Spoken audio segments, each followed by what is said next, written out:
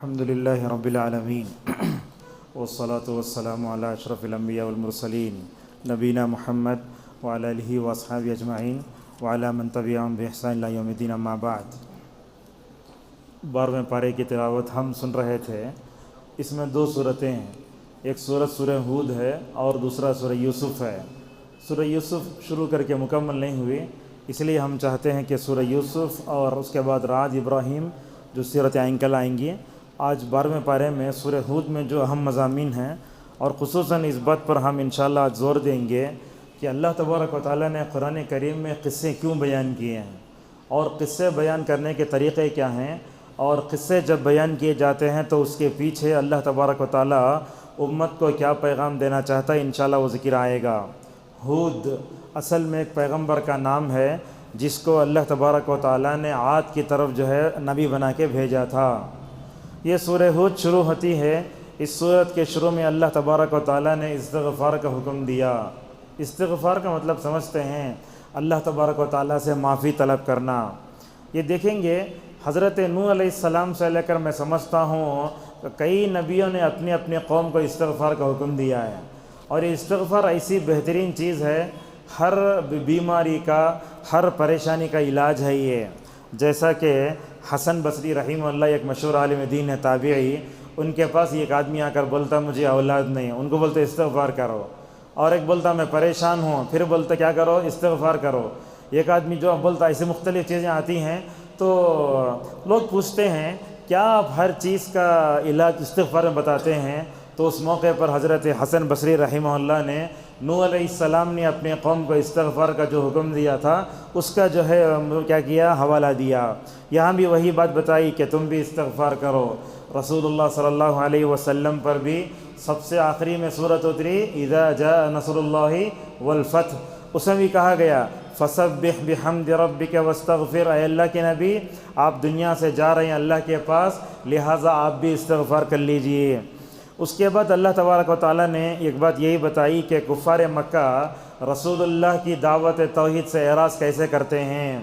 اب دیکھیے میرا درس چل رہا ہے، اگر کوئی آدمی ایسا بیٹھا رہا تو اب میں کیا سمجھوں گا، شاید میری بات اسے سمجھ میں نہیں آ رہی ہے، یا تو سمجھ میں نہیں آ رہا۔ کبھی کبھی بچے کرتے گھر میں، وہ ماں باپ کی کیا ہی بات نہیں سنتا ایسے رکھ لیتے ہیں۔ تو ایسی یہ جو عادت ہے نا، یہ کفار مکہ کے اندر بھی تھی۔ جب اللہ کی نبی صلی اللہ علیہ وسلم کچھ بات بولتے تو کانوں میں اپنی انگلیاں رکھ لیتے یا کپڑا بھڑ کے اوڑھ لیتے تاکہ نبی کی بات سنائی نہ دے۔ تو اللہ تبارک و تعالیٰ نے کہا یہ بات تمہاری غلط ہے، لہٰذا نبی کی دعوت توحید سے ایسا اعراض نہیں کرنا چاہیے۔ اللہ نے اور ایک بات بتائی وَمَا مِن دَابَّةٍ فِي الْأَرْضِ إِلَّا عَلَى اللَّهِ رِزْقُهَا، کہا جتنے زمین میں رینگنے والے چیزیں ہیں، ہر چیز کے رزق کا ذمہ کس کے ہے؟ اللہ کے ہاتھ میں ہے۔ حضرت عبداللہ مسعود رضی اللہ عنہ کی روایت آتی ہے، انہوں نے کہا اللہ کی نبی صلی اللہ علیہ وسلم نے فرمایا جب بچہ ماں کے پیٹ میں ہوتا ہے تو 4 چیزیں اس میں لکھی جاتی ہیں، اس میں ایک چیز رزق بھی ہے۔ آپ نے فرمایا لن تموت نفس حتی تستکمل رزقها، آدمی کا ایک نوالا بھی اگر ہو تو وہ نہیں مرے گا۔ اسی لیے آپ دیکھتے ہیں جو لوگ مرنے کے قریب ہوتے ہیں نا، ان کے منہ میں پانی ڈالتے رہتے، ایک گھونٹ پانی رہا تو بھی وہ پی کر مرتا ہو۔ یہ رزق کا معاملہ ایسا ہے، میں سمجھتا ہوں اس میں جانور پریشان نہیں ہوتے، انسان بہت پریشان ہوتا ہے رزق کے معاملے میں۔ ہم بھی دیکھتے ہیں رمضان کا موقع ہے، آخری عشرہ تو شاپنگ کا عشرہ، پورے لوگ بازار میں رہتے ہیں، کوئی بھی نہیں آتا۔ وہ تاخراتوں میں ہو گیا تو آخری عشرے میں کیا 2-3 جو لوگ نمازی وہ لوگ آتے ہیں، ورنہ تو ہماری عورتیں، مرد، بچے، ساری چیزیں آخری عشرہ شاپنگ کا، لینے کا، اسی میں اپنی پوری نظر گزارتے ہیں۔ حالانکہ رزق کے معاملے میں انسان کو پریشان نہیں ہونا چاہیے۔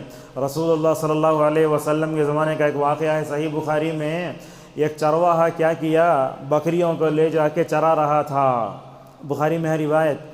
تو وہ جب چرواہا لے کر اپنی بکریوں کو جنگل میں پہنچا، بھیڑیا آ گیا وہاں، بھیڑیا آ کر کھانے لگا، کس کو؟ بکریوں کو۔ تو پریشان ہو گیا، تو میرے بکریاں، وہ بھیڑیا کھڑے ہو کر بات کرنے لگا، بھیڑیا بات کر رہا ہے، بولا ہے یثرب میں، یثرب بولے تو مدینہ کا پرانا نام ہے، وہ مدینہ میں ایک آئے اللہ کے نبی آئے ہیں، انہوں نے یہ اعلان کیا ہے کہ ہر ایک آدمی کو رزق کے بارے میں اللہ پر توکل کرنا چاہیے۔ یہ جملے سن کر وہ چرواہا پریشان ہو کر نبی کریم صلی اللہ علیہ وسلم کے دربار میں آیا، کہنے لگا یا رسول اللہ ایسا لے گیا بکریوں کو، ایک بھیڑی آ کر بکریوں کو کھانے لگا تو میں نے دیکھا کہ وہ جو ہے بھیڑیا کھڑے ہو کر بات کر رہا ہے۔ جب یہ واقعہ سنیں، اللہ کے نبی بیٹھیں، اللہ کے نبی کے ساتھ حضرت ابوبکر صدیق اور عمر فاروق رضی اللہ عنہ بیٹھیں، آپ نے کہا اس واقعے پر میں ایمان لاتا ہوں اور اس واقعے کو میرے یہ دونوں صحابہ بھی سچا مانتے ہیں، اور آپ نے اس موقع پر کہا سبحان اللہ ذی بن یتکلم، اللہ کی کیسی پاکی بیان کرتا ہوں کہ ایک بھیڑیا جو ہے بات کرتا ہے۔ لہذا رزق کے معاملے میں انسان کو پریشان نہیں ہونا چاہیے۔ جب وہ یاد رکھیں اللہ تعالی ہمیں ماں کے پیٹ میں رکھ کر 9 مہینے رزق دے سکتا ہے، تو کوئی بھی جو ہے انسان کے پیٹ کے باہر آ کر جو ہے رزق کے معاملے میں پریشان نہیں ہونا۔ اور خصوصاً جمعہ کا دن اللہ تعالیٰ بولتا ہے، کیا ہوتا ہے؟ سورہ جمعہ کے آخری میں کہا نا وَإِذَا رَأَوْا تِجَارَةً أَوْ لَهْوًا انفَضُّوا إِلَيْهَا وَتَرَكُوكَ قَائِمًا قُلْ مَا عِندَ اللَّهِ خَيْرٌ مِّنَ اللَّهِ التِّجَارَةِ وَاللَّهُ خَيْرُ الرَّازِقِينَ۔ یہ واللہ خیر الرازقین کا اختتام کیوں ہوا سورہ جمعہ کی آیتوں میں؟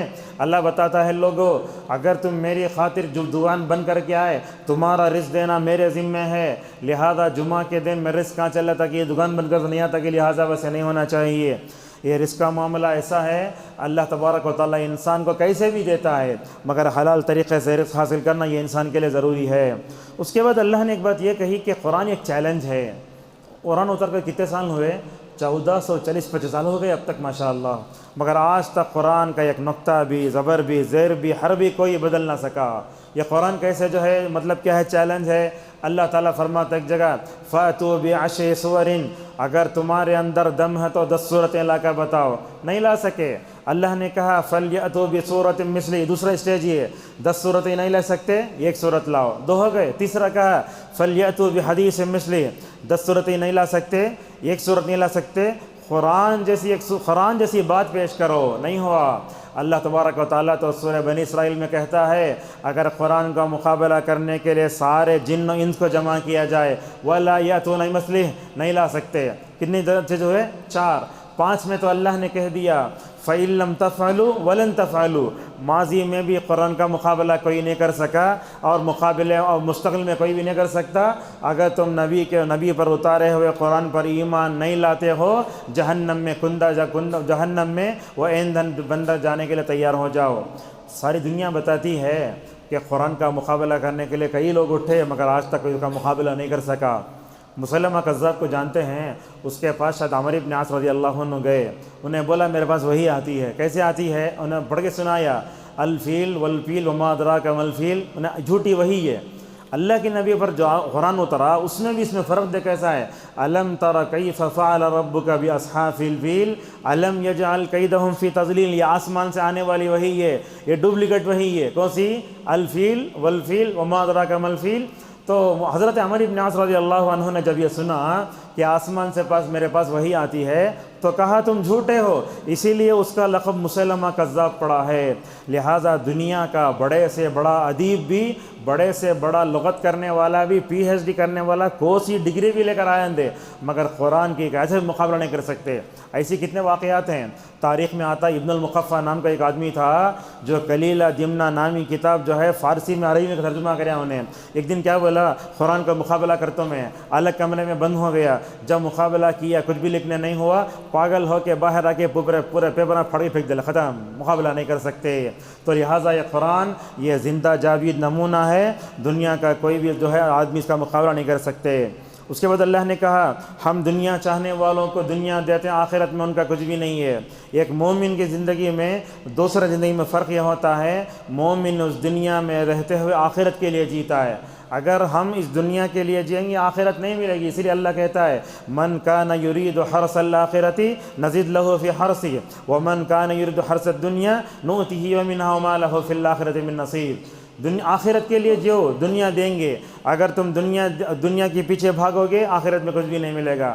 ایک حدیث آتی ہے، اللہ کے نبی صلی اللہ علیہ وسلم نے ترمذی کی حدیث میں فرمایا، من کان ہمہ الآخرہ جعل اللہ غناہ فی قلبہ وجمع لہ شملہ واتت الدنیا وہی راغمہ۔ دیکھو جو لوگ آخرت چاہتے ہیں، اللہ کے نبی نے ان کو خوشخبری سنائی۔ آپ نے کہا جس کی جو ہے نظر آخرت پر ہو، اللہ تعالیٰ اس کی ضرورتوں کو پوری کرتا ہے، دنیا اور اس کی ضرورتوں کو پورا کرتا ہے، اور اس کے دل میں جو ہے بے نیازی ڈال دیتا ہے۔ وہ کسی مالدار کی مالداری کو حرص و لالچ کی نگاہوں سے نہیں دیکھتا، اور دنیا اس کے سامنے کیا ہے اپنے گھٹنے ٹیک دیتی ہے۔ جو آدمی دنیا بول کے پیچھے بھاگتا ہے، آپ نے فرمایا اللہ اس کی ضرورتوں کو پورا بھی نہیں کرتا، اور جو ہے اسے کیا کرتا ہے، اس کے دل میں تونگ ڈالتا، بلکہ وہ ہمیشہ پریشان رہتا ہے۔ اور کہا وَلَمْ يَأْتِهِ الدُّنْيَا إِلَّا مَا قُدِّرَ لَهُ، اور دنیا اس کو اتنی ہی ملتی ہے جتنا اس کے حق میں لکھی گئی ہے۔ جو لوگ بزنس میں ہیں انہوں ذرا سوچ لیجئے، اگر آپ نماز چھوڑ کے کماتے ہیں تو وہ کمائی میں برکت نہیں ہے۔ نماز چھوڑ کمائیں گے وہ کمائی میں برکت نہیں ہے۔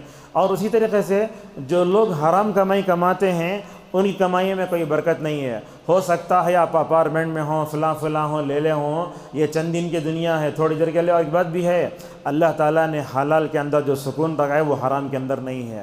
حرام جی تھوڑی دیر کے لیے آتی نا، تھوڑی دیر کے لیے انجوائے کر لے سکتے ہو، مگر حلال میں اللہ نے جو برکت رکھی ہے، جو سکون رکھا ہے، وہ چیز نہیں آتی۔ اس کے بعد اللہ تبارک و تعالیٰ نے اس صورت میں تقریباً جو ہے 6 نبیوں کے قصے بیان کیے۔ حضرت نوح کا قصہ آیا، ہود علیہ السلام کا، صالح کا، لوط کا، شعیب کا، موسیٰ کا، اور آخر میں رسول اللہ صلی اللہ علیہ وسلم کا۔ اب یہ قرآن میں جو قصے آتے ہیں ہم لوگ کیا سمجھتے ہیں، ناول جیسے ہیں یہ، چپ کے ٹائم پاس کرنے کا نہیں ہے یہ۔ اللہ تبارک و تعالیٰ نے قصے بیان کرنے کے انداز 2 طریقے اپنائے۔ کہیں اللہ نے شارٹ انداز سے بیان کیے، جیسا کہ فرمایا تم سے پہلے قوم نوح کہ تم نے دیکھا نہیں کیا، یہ شارٹ یہ۔ بعض جگہ اللہ تبارک و تعالیٰ نے کیا کیا، تفصیلاً بیان کیا۔ لہٰذا سورۃ الانعام میں اللہ نے ایک ہی جگہ 18 نبیوں کا تذکرہ فرمایا، اور قرآن کی جن صورتوں میں یہ نبیوں کے قصے کا ذکر ہے وہ صورتوں کے نام یہ ہیں۔ کہاں سے شروع ہوتے قصے؟ آدم کا قصہ قرآن میں 7 جگہ ہے، سورہ بقرہ سے شروع ہو کر سورہ صاد میں ختم ہوتا ہے۔ اور اللہ تعالیٰ نے نبیوں کے قصوں کو جن صورت میں بیان فرمایا اس میں سورہ اعراف تقریباً دیکھیں گے 8 میں پارے کے آخری سے شروع ہوتے قصے، اس کے بعد سورہ ہود ہے، اس کے بعد سورہ شعراء ہے۔ یہ 3 صورتیں آپ کو ایسی ملیں گی جن کو اللہ تبارک و تعالیٰ نے زمنی اعتبار سے قصوں کو الگ الگ ذکر کیا ہے۔ اور اب یہ بھی دیکھیں گے اللہ تعالیٰ یہ قصہ کئی جگہ بیان کرتا تو الگ الگ انداز کا ہوتا۔ آدم کا قصہ سورہ بقرہ میں جس مقصد کے لیے لایا گیا ہے وہ مقصد سورہ اعراف میں نہیں ہے، سورہ صاد میں الگ ملے گا۔ لہٰذا ایک ایک لفظ اللہ تبارک و تعالیٰ ہے۔ مثال کے طور پر دیکھیے، جب حضرت موسیٰ علیہ السلام نے پانی جو ہے چٹان پر لاٹھی ماری نا، اس کے لیے اللہ تعالیٰ 2 لفظ استعمال کرتا ہے۔ سورہ بقرہ میں آتا ہے فانفجرت، سورہ اعراف میں آتا ہے فانبجست۔ کیا مطلب یہ؟ اللہ تعالیٰ فرماتا ہے انفجرت کا معنی پھٹنا، اور پھٹتے ہی زور زور سے پانی آنے لگا، اس کا تذکرہ اللہ تبارک و تعالیٰ نے سورۃ الاعراف میں کیا ہے۔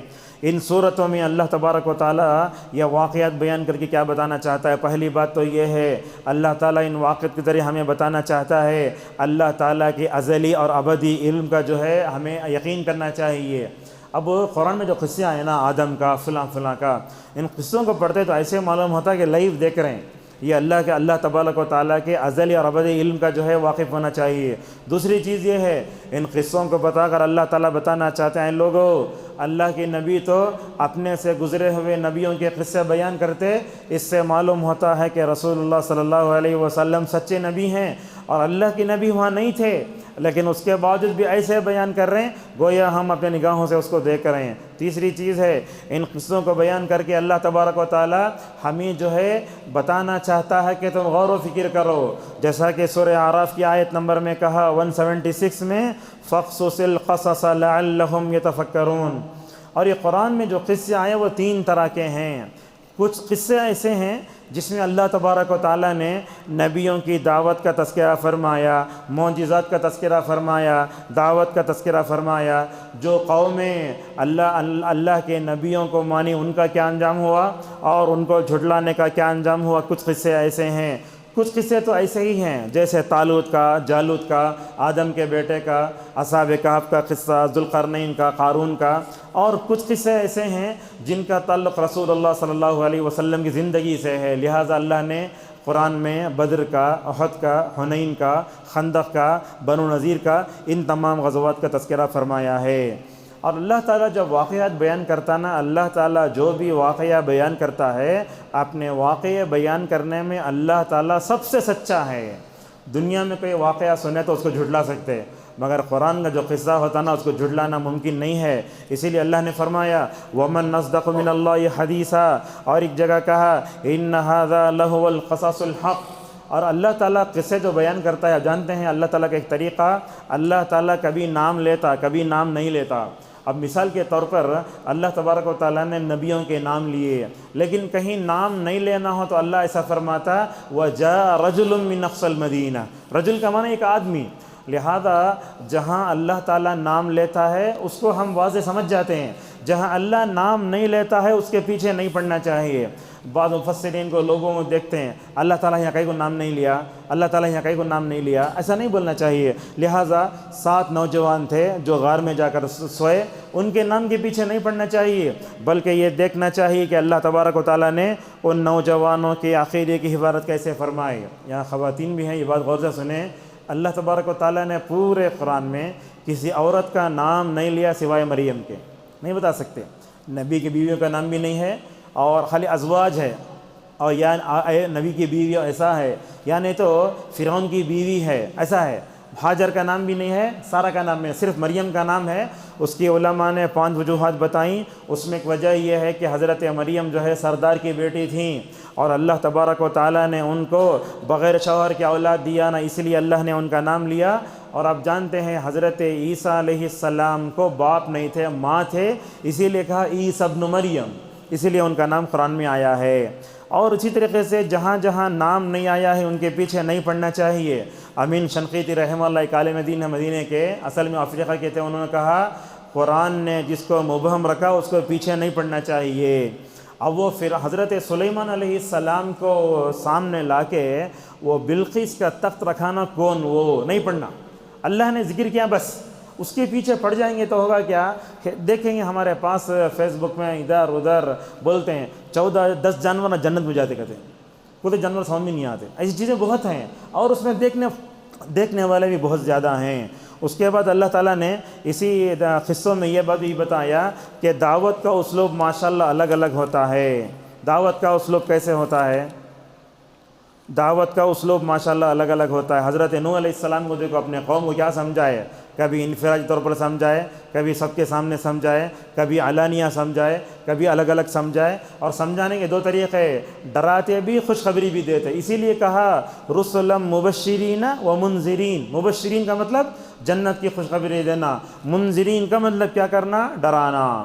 اور ان قصوں کے پیچھے اللہ تعالیٰ رسول اللہ کو تسلی بھی دیتا ہے، اللہ کی نبی آپ کو جھٹلایا جا رہا نا، اس سے پہلے نبیوں کو بھی جھٹلایا گیا ہے، لہٰذا آپ ان کے قصوں کو پڑھ کر اپنے دل کو مضبوط کرو۔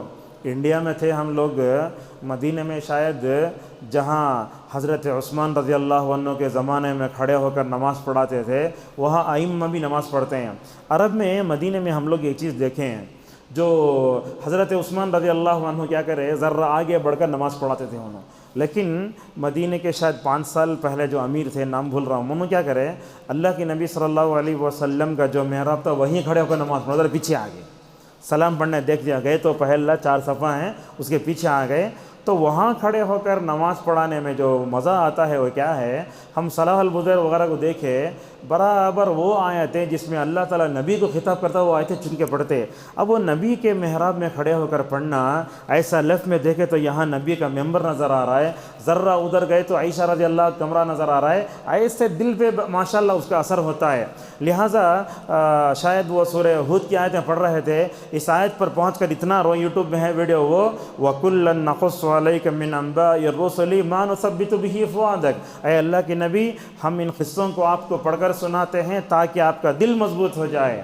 اور ان صورتوں سے اللہ تعالیٰ رسول اللہ کو ثبات قدمی بھی دینا چاہتا ہے. اللہ کے نبی توحید کے جس راستے پر آپ چلے ہیں نا، اس راستے پر مضبوط سے رہو.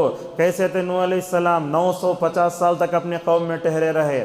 حضرت ہود علیہ السلام نے بھی اپنے قوم سے مقابلہ کیا، حضرت صالح علیہ السلام نے بھی مکمل مقابلہ کیا. ان واقعات کے پیچھے اللہ تعالیٰ اپنی حجت پوری کرنا چاہتا ہے. تربیت کے طریقے الگ الگ تھے، اور جو ہے اللہ تبارک و تعالیٰ کائنات میں اپنے نظام کو چلاتا کیسے ہے. ان قصوں میں اللہ یہ بتاتا ہے کہ ہلاک شدہ قوموں کو ہلاک کرنے میں اللہ تعالیٰ ظلم نہیں کرتا ہے. اسی صورت کی آیت مشترہ میں اللہ نے کیا کہا، وَمَا كَانَ رَبُّكَ لِيُهْلِكَ الْقُرَىٰ بِظُلْمٍ وَأَهْلُهَا ظَالِمُونَ. کیا ہے مطلب ہے، اللہ تعالیٰ جب ہلاک کیا نا قوم نوح کو، قوم ہود کو، قوم صالح کو، اب لوگ پوچھیں کہیں کو اللہ ہلاک کیا، ہلاک کر کیوں کیا بولے تو یہ لوگ اپنے نفس پر ظلم کرے، اللہ ان پر ظلم کرنے والا نہیں ہے. اسی لیے سورہ عنکبوت میں فَكُلًّا أَخَذْنَا بِذَنبِهِ میں کہا وَمَا ظَلَمَهُمُ اللَّهُ وَلَكِنْ كَانُوا يَظْلِمُونَ. اور یہ انبیاء کے قصے بتا کر اللہ یہ بتانا چاہتا ہے کہ ہر نبی نے ماشاءاللہ اپنی قوم کو سب سے پہلے جس کی طرف دعوت دی وہ عقیدہ توحید کی دعوت ہے. جیسا کہ سورہ انبیاء میں آتا ہے انہ لا الہ الا انا فاعبدون. اور اللہ تعالیٰ ان نبیوں کے قصوں میں ایک بات یہ بتاتا ہے کہ دعوت کا کام کرنے والوں کو ان جو ہے پڑھ کر جو ہے جینے کا حوصلہ لینا چاہیے. اب کیا کرتے ہم لوگ، اب تقریر کیے صبح میں بدل جانا پوری پبلک نہیں ہوتا ہی ہے. آج اللہ کی نبی صلی اللہ علیہ وسلم سے انبیاء دیکھو لمبی لمبی مدت تک کام کرے جب جا کے اصلاح ہوتی ہے. لہٰذا دعوت کا کام جب ہم لوگ کرتے ہیں تو دیکھنا چاہیے کہ انبیاء علیہم السلام نے صبر کیسے کیا. ان کو پڑھتے ہیں تو ماشاءاللہ ہمیں جینے کا حوصلہ ملتا ہے. اور اس میں ایک بات بھی ہے، دعوت کا کام کرنے کے لیے ہمیں علم بھی چاہیے، بہت اہم ہے. لوگ دیکھتے ہیں بغیر علم کے دعوت کا کام کرتے ہیں. تبلیغی جماعت کی جو دعوت ہے نا وہ دعوت جو ہے علم نہیں ہے، اس میں توحید ہی نہیں ہے. انہوں کیا کرتے ہیں، معروف کا حکم دیتے ہیں، منکرات سے روکتے نہیں ہیں. وہ لوگ گشت میں نکلتے، دیکھتے ہوں گے آپ، نماز کی دعوت دیتے جاتے رہتے. جس گھر میں جا کے دعوت دیتے اس گھر پر ہنڈا جھڑا وہ ہرا جھنڈا لگا ہے، اس کو روکتے نہیں. ذرا آگے گئے تو وہاں عروس ہوتا ہے، یہ ہوتا ہے، آرام آنکھ بن کر چل جاتے. نہیں، یہ اصلاح کا جو کام ہوگا انبیاء کو دیکھو، معروف کا حکم بھی دینا، منکرات سے روکنا بھی. نبی کریم صلی اللہ علیہ وسلم کی دعوت ہمیں بتاتی ہے، اور انبیاء کی دعوت میں بیلنس ہے، بھلائی کا حکم بھی دینا، برائی سے روکنا. اگر آپ خالی بھلائی کا حکم دیے، منکرات کیا ہو جاتے، معاشرے میں پھیل جاتے. اسی وجہ سے بنی اسرائیل ہلاک ہوئے. کہا کانوا لا یتناہون عن منکر فعلوا. اور ان انبیاء کے قصوں میں اللہ نے یہ بات بتایا، گناہوں کا اثر بڑا خطرناک ہوتا ہے. اسی لیے انبیاء کے قصے جہاں کہیں آئے وہاں ہلاک شدہ قوموں کا ذکر کرتے ہوئے کہا فَأَخَذَهُمُ اللَّهُ بِذُنُوبِهِمْ. اور دنیا میں جو بھی قومیں آئیں وہ قومیں آئیں انبیاء کی، اس میں دو طرح کے لوگ تھے، ایک تو ماننے والے اور دوسرا کیا ہے، جھٹلانے والے. دوسری اس میں ایک بات یہ بھی ہے کہ اللہ تبارک و تعالیٰ مومنوں کی تربیت کرنا چاہتا ہے صبر کے ساتھ. دعوت میں صبر بہت ضروری ہے، اور خصوصاً سلفی دعوت میں یہ دو چیز آج کل ہمارے پاس نہیں ہے. ایک حکمت نہیں، دوسرا صبر نہیں. آپ حکمت سے کرو اور صبر سے ماشاءاللہ کام لو. اللہ تبارک و تعالیٰ صبر کا ماشاءاللہ بڑا اچھا انجام کرتے. اس لیے دیکھو حضرت نوح علیہ السلام بھی بڑے صبر کرنے والے، اور سورہ ہود میں خود اِلَّا الَّذِينَ صَبَرُوا وَعَمِلُوا الصَّالِحَاتِ بول کے صبر کی طرف اشارہ کیا گیا ہے. اور اسی طریقے سے ان تمام ایک بات یہی معلوم ہوتی ہے کہ انبیاء کو نمونہ بنا کر زندگی گزارنا چاہیے. ٹھیک ہے، انبیاء علیہم السلام کے قصے بیان کیے گئے. ان نبیوں کے قصوں کو ہم پڑھنا چاہتے تو کہاں جا کر پڑھیں؟ اس کے لیے کیا ہے، مختلف سلفی علماء کے ویڈیوز آپ کو مل جاتے. اس سے بہتر ہے قصص الانبیاء، جو کتاب ہم نے آپ کے سامنے کہی. علامہ ابن تیمیہ کے شاگرد ابن کثیر رحمہ اللہ ہیں، انہوں نے وہ کتاب لکھی ہے. وہ کتاب میں ماشاءاللہ وہ چیزیں ہیں. ورنہ تو نبیوں کے قصے پر لوگوں نے پتہ نہیں کیا کیا یوٹیوب پر اپلوڈ کر دیا ہے. اب کیا ہے مثال طور پر قصہ داؤد کا قصہ، داؤد کی فوٹو آتی ہے، اپنے بچے کھاتے رہتے موبائل رکھو، ذرا دیندار ہے تو ذرا انبیاء کے قصے رکھتے ہیں، اس میں رکھتے قصے، ہمارے بچے داؤد کے فوٹو دیکھ کر جو ہے قصہ سنتے ہیں۔ لہذا یاد رکھیے انبیاء علیہم الصلاۃ کی فوٹو بنانا گناہ کبیرہ ہے۔ ہمارا جو ان پر ایمان ہے وہ ایمان بالغیب ہے، ہمیں ایمان بالغیب کے انداز سے ہی لوگوں کو سنا سکتے۔ ایکٹنگ کی شکل میں ایسے سے پتہ نہیں ارطغرل کیا کیا مطلب چیزیں آ گئی ہیں، وہ چیزیں میسیج نامی علم ہے، فلم ہے، ان چیزوں کو سب سنتے ہیں ہمارے نوجوان، اس سے سب تربیت نہیں ہوتی اور یہ سب غلط ہے۔ اور یاد رکھیے تربیت جو ہے غلط چیزوں سے نہیں ہوتی۔ کیسے ہے؟ مثال کے طور پر ترکی میں ایک مرتبہ ایسے ہوا، حج کے زمانے میں کعبۃ اللہ بنایا گیا ہے اور بازو مقام ابراہیم ہے، اس کے بازو جو ہے وہ بنا کر جو ہے بچوں کو بتایا جا رہا ہے اس کے اطراف میں گھومو۔ اب یہ مزید کیا ہوا، ایک مرتبہ بنگلور کی ایک مسجد میں لوگوں نے حج کا ایک پروگرام رکھا، تو مسجد کے ذمہ داروں کو معلوم نہیں تھا، انہوں بولے ہمیں کعبۃ اللہ نخلی بناتے ہیں۔ ارے ہمیں کعبۃ اللہ نخلی بنائے تو بریلو بنا تو کیا فرق، اس میں نہیں بنانا چاہیے۔ آپ جو ہے مطلب تصویر ڈال کے بتا سکتے، لیکن وہ نقلی کعبے بنانا، گنبد خضرا کی فوٹو بنانا، یہ سب توہین ہے شاعر اللہ کی۔ لہٰذا ایکٹنگ کے ساتھ جو قصے آتے ہیں وہ قصے ہمیں نہیں سنانا چاہیے۔ اور خصوصاً خواتین دیکھتے ہیں اپنے بچوں کو پتہ نہیں کیا کیا سکھاتے۔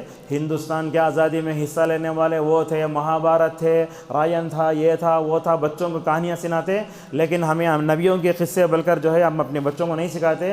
بہرحال ہمیں سوتے وقت اپنے بچوں کو دعائیں اذکار جیسے بتاتے، ویسے ان کے دل کو بہلانے کے لیے نبیوں کے قصے کی ان کی تربیت کرنا چاہیے۔ اور اس سے ہی معلوم ہوتا ہے بدلتے حالات اسلوب بھی ہمارا بدلنا اور کبھی مایوس نہیں ہونا۔ اللہ کی مدد کب آتی ہے، انبیاء پر انعام کیسے ہوتے ہیں، اور ان نبیوں کو قصوں کو دیکھیں گے آپ۔ اللہ تبارک نے تذکرہ فرمایا آج سے ہزاروں سال پہلے تھے، لیکن آج بھی ہم ان کا تذکرہ کرتے ہیں۔ کیوں؟ اس لیے کہ انہوں نیک تھے، نیک مقاصد لے کر جیے۔ جو بندہ نیک مقصد لے کر جیتا ہے اللہ تعالیٰ اس کا تذکرہ بھی بہت دیر تک کرتا ہے۔ آپ دیکھیں گے درود ابراہیم میں کسی دوسرے نبی کا نام نہیں آیا، اس میں اللہم صلی تعالی ابراہیم وعلی آل ابراہیم۔ کیوں آیا؟ اس کی وجہ یہ ہے ابراہیم علیہ السلام نے رسول اللہ کی بعثت کے لیے دعا کی تھی، اے اللہ جزیرۃ العرب میں ایک نبی کو بھیج۔ اللہ کے نبی صلی اللہ علیہ وسلم سے پوچھا یا رسول اللہ آپ دنیا میں کیسے آئے؟ آپ نے کہا میں اپنے باپ ابراہیم کی دعاؤں کا نتیجہ ہوں۔ اللہ کے نبی حضرت ابراہیم کی دعاؤں کا احسان مانتے تھے۔ ابراہیم علیہ السلام نے دعا کی وَاجْعَلْ لِي لِسَانَ صِدْقٍ فِي الْآخِرِينَ، اے اللہ اس دنیا سے چلے جاؤں مگر تو دنیا میں میرا ذکر خیر چھوڑ دے۔ دنیا میں کون سا ایسا مصلی ہے جو تشہد بیٹھ کر ابراہیم کو یاد نہ کرتا ہو؟ میں تو سمجھتا ہوں ابراہیم شخصیت ایسی ہے، یہودیاں بھی ان کو اپنی طرف کھینچتے، نصارہ بھی کھینچتے، لیکن اللہ نے کہا ما کان ابراہیم یہودیا ولا نصرانیا ولکن کان حنیفا مسلما۔ ابراہیم یہودی نہیں تھے، ابراہیم کرسچن نہیں تھے، ابراہیم تو ماشاءاللہ یکسو مسلم تھے۔ لہٰذا ان قصوں میں اللہ نے ایک پیغام یہ دیا، حضرت نوح علیہ السلام جب کشتی میں سوار ہو گئے، بیٹے کو بولے آؤ، انہوں نے بولا میں پہاڑ پر چڑھ جاؤں گا تو بچ جاؤں گا۔ دونوں کے درمیان میں کیا ہو گئی، موج آ کے ڈوب کے مر گیا۔ اور حضرت نوح علیہ السلام کے اوپر جو طوفان آیا نا وہ بڑا خطرناک تھا۔ اللہ تعالیٰ نے تو ایسا طوفان بھیجا کہ ساری دنیا ڈوب گئی اس میں۔ اللہ تعالیٰ نے حضرت ان کو حکم دیا زمین کو اور آسمان کو، اے زمین تو پانی نکل جا، اے آسمان تو روک لے۔ اس کے بعد چل کر دنیا ماشاءاللہ پوری مکمل طور پر کیا ہوئی، کامیاب ہوئی۔ اس کے بعد حضرت ہود کا ذکر آیا۔ نوح علیہ السلام کو تو کشتی کا معجزہ دیا گیا، مگر ہود علیہ السلام کو کوئی معجزہ نہیں دیا گیا۔ اہل علم کہتے ہیں حضرت ہود علیہ السلام کو جو سب سے بڑا معجزہ دیا گیا تھا وہ عقیدہ توحید کا معجزہ تھا۔ حضرت صالح علیہ السلام کو اونٹنی کا معجزہ دیا گیا، اور اس کے بعد شعیب علیہ السلام آئے۔ شعیب علیہ السلام کی قوم تو ایسی کمینی تھی، جھٹلاتی، دھمکی دیتی، ناپ تول میں کمی کرتی۔ اور انبیاء کی دعوت میں ایک چیز دیکھیں گے آپ، ہر نبی نے سب سے پہلے عقیدہ توحید کو مضبوط کرنے کے بعد سماجی برائیوں کا ازالہ فرمایا۔ اگر ہم نماز کا علاج کرنا چاہتے ہیں، زکوٰۃ کا علاج کرنا چاہتے ہیں، دوسرے برائیاں گٹکا کھاتے ہیں، نوجوانہ بے پردگی ہے، یہ سب بعد میں، پہلے عقیدہ توحید۔ جس معاشرے میں عقیدہ توحید آ جاتا نا ماشاءاللہ عقیدے کی سلامتی سے پورا معاشرہ منکرات سے مکمل طور پر پاک ہو جاتا ہے۔ اور شعیب علیہ السلام کے تعلق سے علامہ ابن کثیر نے ایک بات یہ بھی لکھی ہے، کہا پورے انبیاء میں حضرت شعیب علیہ السلام خطیب الانبیاء ہیں۔ خطیب بولے تو خطیب، خطبہ دینے والے۔ حضرت شعیب کا اپنے قوم سے گفتگو دیکھیں گے آپ، گفتگو کا انداز ہی الگ ہے، کیسا بات کرتے ہوئے حضرت شعیب علیہ السلام مکمل جواب دیتے ہیں۔ اس کے بعد اللہ تبارک و تعالیٰ نے یہی بتایا کہ اللہ تعالیٰ کسی قوم کو جو ہے پکڑنے پر آتا ہے تو کوئی بچا نہیں سکتا۔ اس کے بعد یہ آیت یہ بھی آئی، بے شک جو ہے وہ کیا ہے، نیکیاں برائیوں کا ازالہ کرتی ہیں، لہذا جب بھی گناہ صغیرہ ہوتا فوراً نیکی کر ڈالنا، جیسا کہ اللہ کے نبی نے فرمایا وَاتْبِعِ السَّيِّئَةَ الْحَسَنَةَ تَمْحُوهَا وَخَالِقِ النَّاسَ بِخُلُقٍ حَسَنٍ۔ اس کے بعد اللہ نے یہ بات یہ بھی کہی کہ اے اللہ کی نبی صلی اللہ علیہ وسلم، آپ بھی اور صحابہ کرام بھی مکی دور میں عقیدہ توحید پر جم کر رہی ہے، جیسے ہر نبی کے ماننے والے اپنی اپنی اقوام میں ماشاءاللہ جم کر رہے۔ اس صورت کے بارے میں نبی کی ایک حدیث آتی ہے، فرمایا شیبتنی ہود واخواتها، اے لوگو ہود نے اور ان جیسی صورتوں نے مجھے بوڑھا کر دیا ہے۔ کیا مطلب ہے؟ مطلب اس کا یہ ہے، اس صورت کے مضامین ایسے ہیں، اس صورت میں قیامت کے احوال ایسے ہولناکیاں ایسی ہیں، جب میں پڑھتا ہوں تو ایسے معلوم ہوتا ہے کہ وقت سے پہلے ان تمام ہولناکیوں نے مجھے بوڑھا کر دیا ہے۔ انشاءاللہ سورہ یوسف کا قصہ کل ہم بیان کریں گے۔ اللہ تبارک و تعالیٰ سے ہماری دعا ہے اللہ تعالیٰ ہم سب کو قرآنی قصوں کے ذریعے عبرت پکڑنے کی توفیق عطا فرمائے۔ اللہ تعالیٰ ہم سب والدین کو اپنے بچوں کی قرآن قصوں کی روشنی میں تربیت کی توفیق عطا فرمائے۔ وآخر دعوانا ان الحمد للہ رب العالمین۔